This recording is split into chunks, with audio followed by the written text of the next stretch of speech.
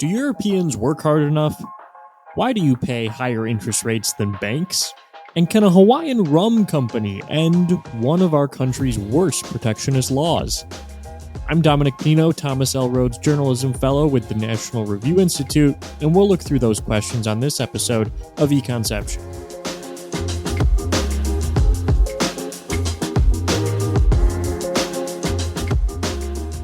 Econception is a podcast of the American Institute for Economic Research that looks at the economic issues of the day and broader economic concepts behind them. We're recording today on location from a siesta in Spain, where a bunch of people are on vacation anyway. Our guest today is Garrett Jones. He is a professor of economics at George Mason University. He was one of my professors of economics at George Mason University in the master's program there. And he wrote a piece for us at National Review about how Europeans don't work enough. And I wanted to talk about this issue because it's a unique framing of something that I don't think most people will talk about a whole lot. So thanks for being with us. Hey, glad to be back. Thanks for having me again. Yeah. So what's the argument here? Europeans, there's sort of a stereotype of Europeans that they're lazy and they don't work hard enough. But you seem to suggest that there's actually some economic data behind this. Yeah. I mean, we've known for a while that Americans work a lot more than Europeans, and it does totally appear to be the biggest single explanation for why Americans are richer than Europeans. So it's a mix of the fact that Europeans are less likely to work overall. I'm especially referring to Western Europe here. And the fact that when they do work, they have shorter hours, a lot more vacations and whatnot. So Europeans produce only a little bit less per hour than the average American. It's just they work a lot fewer hours. And that's a really important thing. So I think that fact, nailing that down helps us get at the fact that of where we should be looking to switch things. I mean, there are a lot of ways to improve any country, but some low-hanging fruit is just be like the guy over there. You mentioned that the average German adult works about 300 hours a year less than the average American adult, and that seems like a lot. I mean, even if you are saying that Europeans work less, if they take 2 weeks longer vacation, that's only 80 hours. So how do we get to 300 hours less? Yeah, it's a lot less. It's a lot less overtime, but it's also just being more likely to retire early on average and being more likely to be unemployed for longer. So a lot of people, the usual measures you see online when you look at differences in hours worked is hours worked per worker. But a lot of the difference is just number of workers. So these high European unemployment rates where people sort of know it's going to take months and months to get a job again once you get laid off, that's a big enough factor that it adds up for the economy as a whole. And that's really the result of intentional European labor market policy, right? I mean, that's my view. That's the view that I push very hard. And I want to lean into that. Some people push for this view that there's these cultural differences that are sort of can't be explained or they can be explained, but that they have very little to do with the laws, the regulations. They just say, well, Europeans just appreciate culture more than Americans. We're more refined. And so we enjoy an Aperol Spritz in the afternoon. And so we want to be able to get off early enough to enjoy that. And I just push back on that and pointing out that these concrete differences are reasonable causes of that kind of magnitude of differences in labor input. It is something that economists have known for a long time, that European countries just on average have higher unemployment rates than the United States does. And this is usually true even if the economy is doing well. They still have higher unemployment rates. Like you said, this was sort of a trade-off. Maybe this is a trade-off that Europeans wanted to make, but you argued that they shouldn't want that actually, and it would be better if they wanted to work more. Why is it that trade-off wasn't the right one? Well, I think the sort of narrow self-interest angle here is that our back of the envelope estimates show that Europeans value consumer goods like as much as Americans do. And so if they're working less, then that they're not able to enjoy like the things that you get when you're richer, like, things like air conditioning or cars that actually accelerate when you step on the gas, or homes that are a little bit bigger, or the ability to travel further. So, they're just back of the envelope estimates, but they suggest that leisure they're basically they have the equivalent of a leisure glut. And so a leisure glut that actually isn't yielding as much happiness. Now, again, it's back of the envelope estimates. You can make some argument otherwise. Part of the reason, my second argument is not really that one, which economists have pushed. It's that, if Europeans want to actually pay for something like a big defense budget, which they're talking about now, the easiest way to do that is just have people work more at your same tax rates or even slightly lower ones. You'd end up raising more money. And in particular, I think this idea that Europe is one of the world's great innovation hubs, that is a place where a lot of invention, innovation, scientific technological progress comes from. And the world is losing out on that. Europeans do talk a good game about caring about the world and having European values and trying to reduce global poverty and being a good global partner. Well, one of the ways to be a good global partner is actually do things that help the world. And the thing that Europeans have been great at for centuries is inventing new things. And one way to do that is just like my late colleague, Jim Buchanan said, you got to have your butt in the seat and actually in order to get work done. So. One of the examples I always think about with this is Scotland. Scotland in the 1700s, 1800s was this incredible hub of innovation and development. You had, thinkers like Adam Smith, you had philosophers like David Hume, but you also had inventors like James Watt making the steam engine. You had all of these various physicists and scientists that were coming up with all of these new technologies for industrialization. And what is Scotland known for now? I mean, who are the great inventors coming out of Scotland now? It doesn't seem like there have been really any on that level. And it was, and I think there's a lot of European countries for which we can say that. Yeah, I mean, in my field, part of what happens in economics is that if somebody has a good publication record, they're probably going to go to the U.S. So the U.S. is the magnet of people who are highly productive and work a lot. I mean, people know when they move to the U.S., they're going to get sucked into this sort of pro-work culture, and that's part of how we get things done. So yeah, America has been a place for a long time, definitely since World War II, right, where we grab up the best Europeans, the best Asians, the best Africans, the best Latin Americans. Our econ departments illustrate this, right? Academia is a land of open borders for high-skilled immigration, and it works really well. Yeah, I don't think a lot of people think of it that way, but no, that makes a lot of sense. I'm making a similar argument in a piece that will be coming out later for Cato Institute about professional sports. That professional sports is basically similarly open borders for very high-skilled athletes, and yes, I don't think anybody's really too upset that about 28% of MLB players are foreign-born. They don't seem to be calling for tariffs on those imports. They seem to be perfectly fine with it.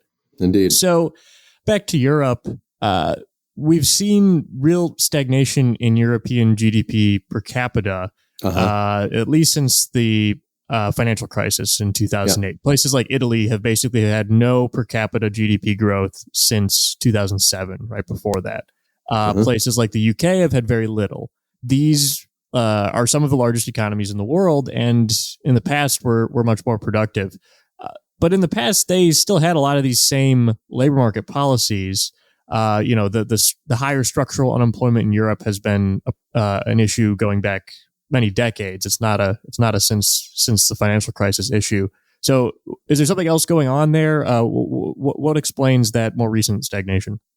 Yeah, Kevin Bryan, the economist, who's fantastic, he's on Twitter, he pointed out that as a matter of just math, without making strong claims of causation, he says the two big things that explain the relative decline of Europe compared to America since 2008, like you say, are two things, which is fracking and Silicon Valley. The tech world just has created a huge amount of prosperity, and those sectors they've done a lot. It's not just showing up at stock market cap; it actually shows up in hiring and wages, high wages. Fracking has done the same for a lot of people without college degrees.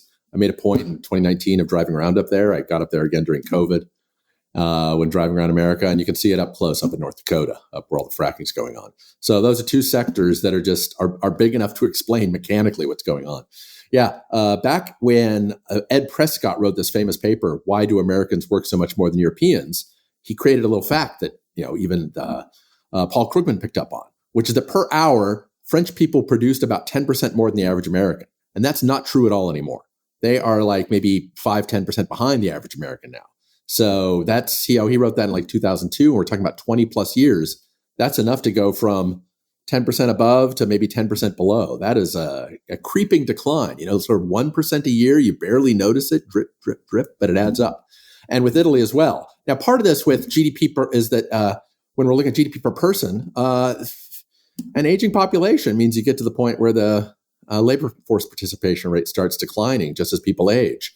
I'm 54 and I'm about at the age that's sort of peak probability of working for men, and it just starts sort of drifting down. So as you start getting older, even when you're not retired, even when the whole group of people isn't presumptively retired, a lot of those folks just sort of drift out of the labor market. Maybe they have bad health, or maybe they made enough money or whatever. But that drift down in labor input can really add up over the long run. And it's going on in Europe. These aging populations that's one way to have less GDP per capita, is have more retirees. And so is the difference with the U.S. that we do attract those high-skilled immigrants? Because obviously we have an aging population too, and we have a lot of the similar demographic issues, but we also have high-skilled immigration that comes in and can make up some of that difference. I know I believe it's by 2040, the Congressional Budget Office projects that all U.S. population growth will be because of immigration, not because of births in the United States. Well, I think that's part of it. I mean, so high-skilled immigration, really, the fact that U.S. immigration has been high-skilled enough to keep GDP per capita from that being a hit to GDP per capita is very important. But the fact that Americans work more and retire later, that helps too, right? So the typical person in America just sort of kind of works until, and this is to the credit of the early Reagan administration when they faced in these reforms to Social Security. And they did it a drip, drip, drip in reverse, where they said, we're going to add a couple of months every few years to the retirement age. And that has other European countries have had a tough time doing those kind of reforms. France, they burned down a lot of central Paris over this a couple of years ago. I got to see the aftermath of that. But the American propensity to work and stay in later sort of delays the American day of reckoning quite a bit. And that day of reckoning seems to be coming because we do see some of the same productivity slowdowns. Obviously, productivity growth in the U.S. is slower this century than it was last century. Economic growth is slower this century than it was last century on average, if you look over year over year. Yeah.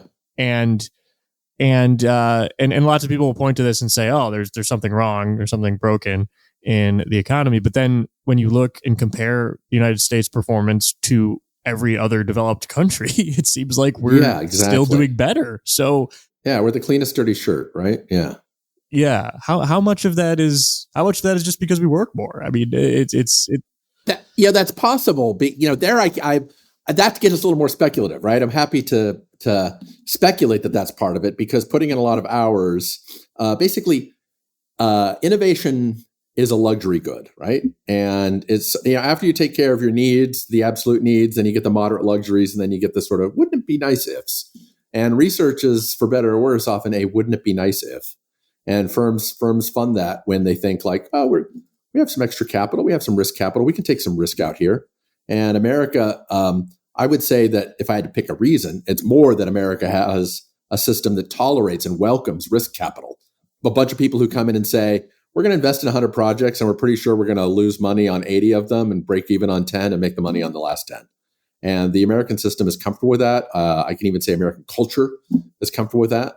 But part of that is just knowing that there's always a bunch of extra workers out there must be some kind of luxury input from the point of view of a lot of entrepreneurs, knowing that you can sort of find some people and that a sizable number of them will be willing to put in these extra hours rather than doing the European thing of saying, I turn off my phone officially at 5 p.m. on Saturday, and then I don't turn it back on until the end of August. So the story of the American economy, basically from the Great Recession until about 2018, was that we had not enough jobs for the people that wanted to work. But then since 2018, that has completely flipped. And now since then, with the exception of COVID in between, but right after COVID, we got right back to this, which is that we have more jobs than we have people to fill them.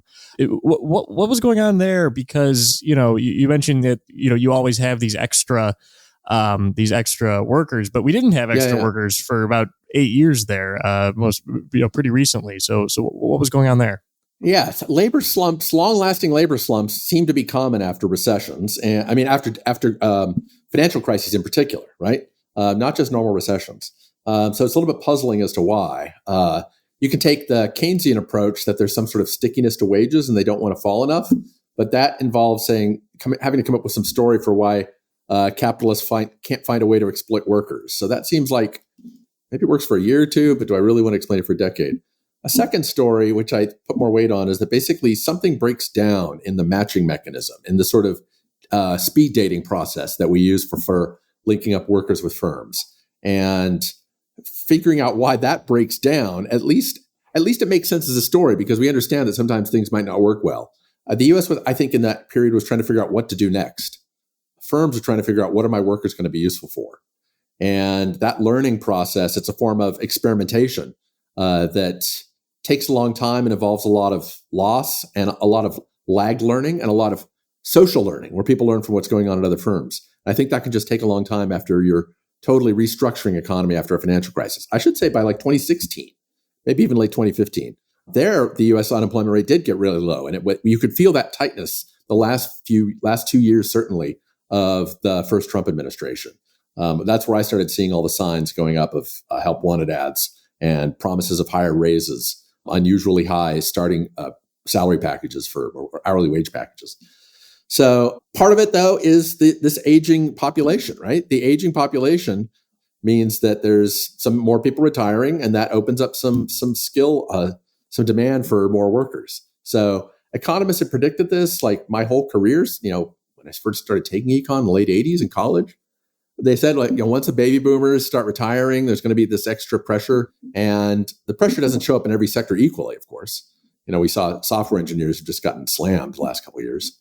But overall, the broad pressure from retirees opening up new spots and firms trying to figure out who are we going to hire next, that's boosted a lot of demand. It's probably going to last for a while.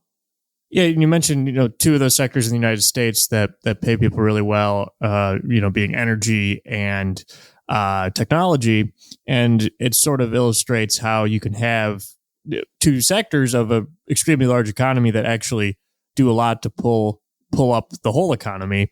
You have a similar idea in your article for us about how basically seven countries in the world do most of the innovation and are able to pull up the entire world's wealth. What are those 7 countries and how'd they get that way? Yeah, the 7 countries, the first one's the United States. There's 3 in Asia, South Korea, Japan, China, and 3 in Europe, the UK, France, and Germany.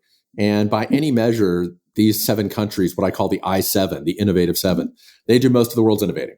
You can look at R&D spending, you can look at patents, you can look at publications in top scientific journals.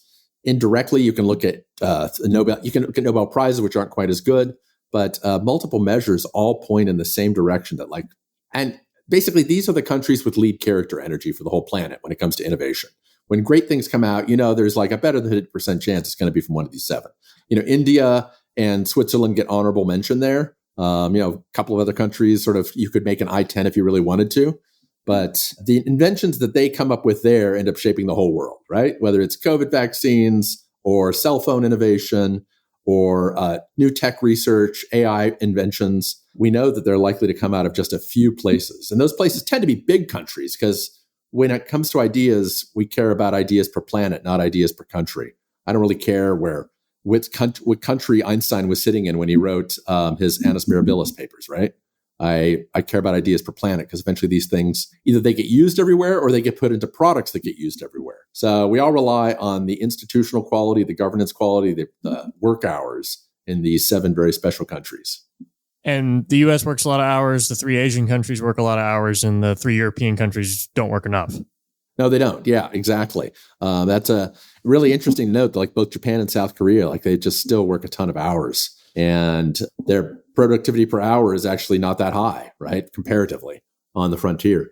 But Europeans, if they worked more hours, it's a very safe bet that you'd get more than a 1-for-1 boost to innovation. Because again, innovation is sort of a luxury good. So if they work 10% more hours, maybe you get 12, 13% more inventions that would actually help change the world. And We could always use more of those. Well, thank Yeah. you so much for talking to us, Garrett. This was great, and hope to have you back in the future. Great. Thanks for having me again.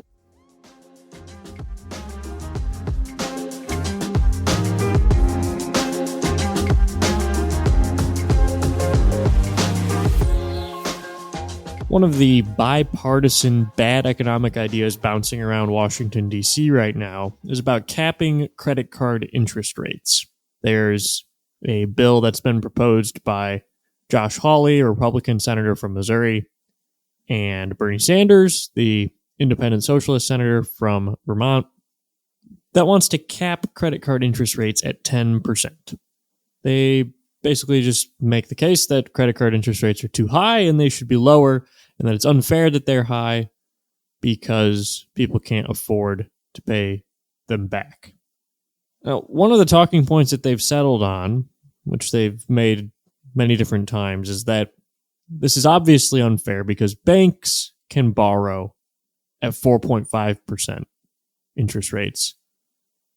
But those same financial institutions are charging the average consumer 28.6% interest on credit cards. So they say the banks can borrow at 4.5%, but individuals are borrowing at 28.6%, and this is unfair because the banks are just taking the difference. Now, this only makes sense if you think about it for less than 5 seconds. Because if you really think about what the comparison is that they're making, they're comparing a bank to an individual. When you're looking at a credit worthiness of a borrower, one of the things you look at is how much money do they have? That makes sense. If someone doesn't have any money and you lend money to them, they're probably not going to be able to pay it back because they didn't have any money to start with. If someone has a lot of money, you probably will be more willing to lend to them knowing that you'll get the money back. Banks, pretty famously, have a lot of money. That's kind of their whole thing. It's what they do. Even a small bank, to be classified as a small bank in the United States, you can have up to $600 million in assets. Okay, well, if someone's got $600 million in assets, they're probably going to be able to pay back a loan, so I'm probably going to be willing to lend to them at a pretty low rate. And of course, the big banks, they have assets over $1 trillion each. The largest, JP Morgan Chase, is up around $4 trillion. $4 trillion in assets. They're going to be able to pay back a loan. It's going to happen. We don't really have to worry about it. There's really not that much risk, so the interest rate can be really low. Now, compare that to a credit card. Credit card loan has no security. You don't have to put up any of your assets when you get a credit card. So it's an unsecured loan, and it's being made on a very short-term basis. Right? You pay it month to month. A short-term loan without any security is going to have a high interest rate. It's risky for them to lend that money. The other difference between banks and you is that banks are very frequent customers when they borrow money. Oftentimes they do it for as short a time as overnight. So a loan that you've made to a bank many times, that it is going to pay back to you the next day, that's about the safest possible loan you can make. The bank has a ton of money. They just paid it. They've paid it back to you many, many times before. So there's no reason for them or for you to believe that they won't be able to pay you back again. So that's why that 4.5% interest rate is so low. Now, it's also controlled by the Federal Reserve. That's the federal funds rate is what they're referring to, which is the main rate that the Federal Reserve uses to set monetary policy. But the simple fact of the matter is, if you can get 4.5% by lending to another bank overnight, you have to charge more than that to anybody else.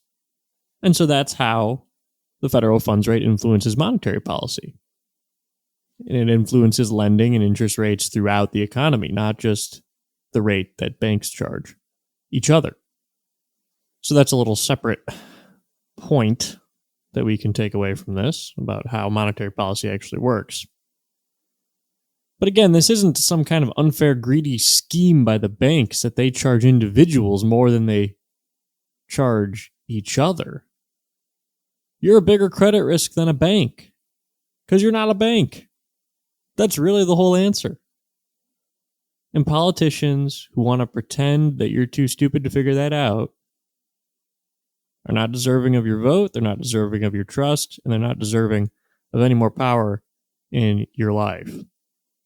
Now, there's another federal law that's been around for a long time. This one is not a proposal like that one, but it has been around for a little over 100 years. It's called the Jones Act. What the Jones Act says is that all ships that transport goods between United States ports must be U.S. built, U.S. flagged, U.S. owned, and U.S. crewed. So it has to be built in the United States. It has to fly the American flag. It has to be owned by Americans. And it has to be crewed by Americans, the ones who are working on the boat. Very, very few boats in the world meet this standard because the shipping industry is extremely globalized and extremely international. It's almost impossible to find boats from any country that meet those standards, that have all four of those things in the same country. It's very, very hard to find. But what this law serves to do is that it protects the American water transportation industry, which is very small compared to other industries in the United States and compared to the countries with the largest shipping industries. And it's small despite the fact that the U.S. has an enormous amount of waterways, given that we have really three coasts, the Gulf Coast, the Atlantic Coast, Pacific Coast. We have lots of rivers that boats can navigate as well. And yet it's extremely hard for them to do that because there are just so few boats that meet these standards. But there's a couple of states that are especially harmed by the Jones Act. And those are the states that are most easily connected to the rest of the country by water. That's Alaska and Hawaii. Now, Alaska and Hawaii weren't states yet when the Jones Act was passed in 1920. They were only territories at the time. Now that they are states, there's a constitutional problem that the Jones Act presents. And there's a new lawsuit being filed by a Hawaiian rum company that says that this protectionist law is actually a violation of the Constitution. Article 1, Section 9 of the Constitution says a lot of things, but one of the things it says is, no preference shall be given by any regulation of commerce or revenue to the ports of one state over those of another. It's called the Ports Preference Clause. And what it means is that basically no federal rule, this prohibition applies to Congress. It's saying that no federal rule is allowed to give advantages to ports in one state over ports in another state. And what they're going to argue in the lawsuit, this Hawaiian rum company, is that Hawaiian ports are being disadvantaged by the Jones Act. So as this rum company has grown, the Jones Act has gotten in the way. If that exact same company was located in a different state, they would not have to deal with the Jones Act in the same way they do here. And so that indicates that maybe there's some discrimination going on in the law against Hawaii, which would be a violation of the Constitution. Now, this discriminatory effect was not an accident. It was actually one of the purposes of the Jones Act. The guy who passed it, or the guy who wrote it, I should say, Wesley Jones, was from the state of Washington, and he wanted to protect the shipbuilding industry there. And of course, passing a law that says that ships have to be built in the United States would help that. And legislators realized at the time that this would harm Hawaii and Alaska, which, again, were only territories then. but were generally understood to be on a pathway to statehood someday, and were nonetheless part of the United States. And so they would be very disadvantaged by this. And here's how it really happens with Hawaii in particular. Now, Hawaii is located in the middle of the Pacific Ocean. There are international shipping vessels that cross the Pacific Ocean in both directions dozens of times a day. It would be very easy for them to stop off in Hawaii, pick some stuff up, move it along, etc. But they can't do it because of the Jones Act. They're not allowed to pick up any freight in Hawaii because they're not flagged in the U.S. So stopping there doesn't make any sense. Because there's not a lot of international shipping traffic going through Hawaii, when this rum company wants to sell its rum to customers in Australia, which they have to ship it to Los Angeles first. Because there is a Jones Act ship that goes between Hawaii and Los Angeles. The crazy thing is, it's so uncompetitive that the trip from Hawaii to Los Angeles costs 3 times as much as the trip from Los Angeles to Australia. Because the trip from Los Angeles to Australia, because it's not between 2 U.S. ports, it's not subject to the Jones Act, so you can put it on an international vessel where they have competition and the prices are much lower. So because of this United States law, people in Hawaii have to pay 3 times as much to ship stuff to California as people in California have to pay to ship stuff to Australia. How does that make any sense? And not only is it just a bad idea economically, this lawsuit says, hey, it might be unconstitutional. Jones Act hasn't even worked to do what its proponents said it would do. The U.S. merchant fleet has been shrinking for many years. The ships are very old, the ones that are left. It's very difficult to build new ones. For the longest time, there's been no liquid natural gas tanker that meets the Jones Act's requirements. So despite liquefied natural gas being one of America's most vibrant industries in recent years, they can't transport it by water, which is the best way to transport it within the United States. You can only send it to other countries. So the Jones Act has never made sense as a regulation. It's never made sense as protectionism. It doesn't work. But it also probably violates the Constitution. And hopefully, this lawsuit will be successful in getting this law overturned. Now it's time for the paper of the episode, but before that, if you've enjoyed this episode, please subscribe and leave us a positive review wherever you get your podcasts. Helps us to know that you enjoy the show, and it makes the show more visible for others to start listening as well. I, like Garrett, picked the paper of the episode from the journal Economic Letters in October 2023 by Jason Richwine. Savings Behavior Among Immigrants and Their U.S.-Born Children, a Test of the Culture Transplant Model. Here's Garrett to tell you about it. The paper I'd like to talk about is by Jason Richwine, who works at the Center for Immigration Studies, and it's on savings rates and how immigrants bring their savings rates from their old countries to their new countries. It's published in Economics Letters 2 years ago. It's called Savings Behavior Among Immigrants and Their U.S.-Born Children, a Test of the Culture Transplant Model. So with that subtitle, he's referring to my third book, The Culture Transplant. I have it on a coffee mug here, which I wrote for Stanford. And the subtitle of my book is How Immigrants Make the Countries They Move to a Lot Like the Ones They Left.